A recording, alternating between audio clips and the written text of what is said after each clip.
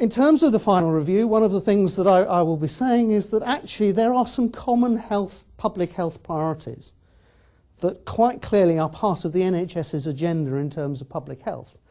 But actually the same priorities need to be more consistently identified and prioritised within their own staff in terms of raising awareness, because actually that will help deliver the public health agenda, but also the issues, as I've said, that actually impact on NHS staff have the same, have a business case attached to them in terms of focus. So, and particularly what we're pulling out is good physical health in terms of fitness and also good mental health. And it's great to see the NICE guidelines and the forthcoming National Mental Health Strategy coming out, because that gives us some clear markers in terms of what good should look like.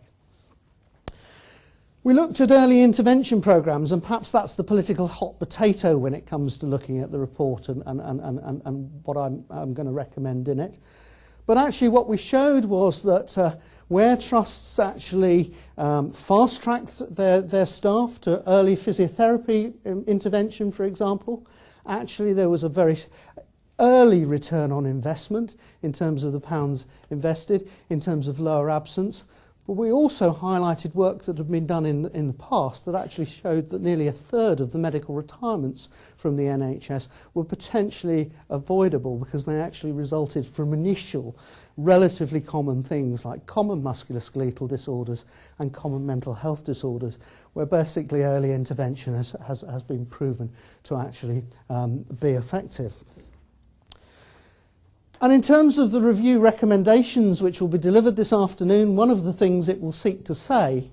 is that this will only work if it is actually prioritised at a leadership level and if it becomes part of that strategic business plan. So what I've concentrated on doing is trying to make a case to the Department of Health and the NHS that actually putting staff health and wellbeing into that strategic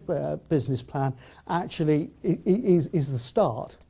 But then you need to have people that are clearly identified for actually delivering a strategic agenda in each of those 452 organisations that actually make up the NHS. And we've actually said that, that needs to have some accountability and responsibility at board level, because what I found was that it wasn't being measured, it wasn't being reported at board level. And then it needs people that are actually equipped and trained to be able to deliver to that agenda.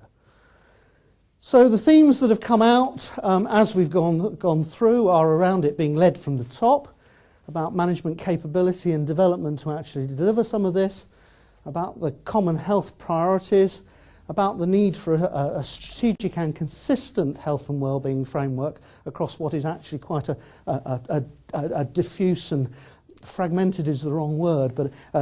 quite an organisation that's very complex in the way in which it functions, and the opportunity for the NHS to be an exemplar.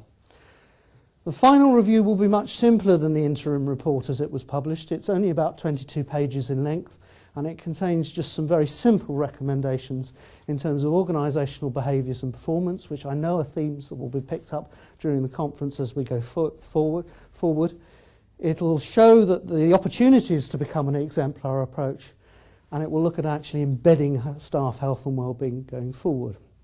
Now, I can't speak for the Department of Health and the NHS in terms of their response, but I hope it's a good sign that they've deliberately asked me not to make the report public today on the day that we actually hand it over, because I think that actually there will be an opportunity for them to recognise that good health, that